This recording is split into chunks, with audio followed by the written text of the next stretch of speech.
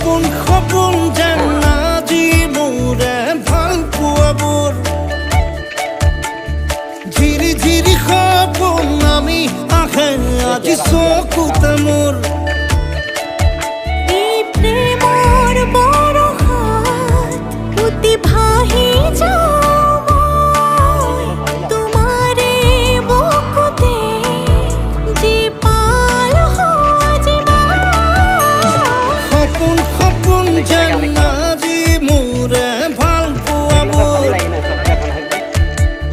ঝিৰি ঝিৰি সপোন আমি আহে আজি চকুতে মোৰ ঘূৰা হৈ গ'লে নে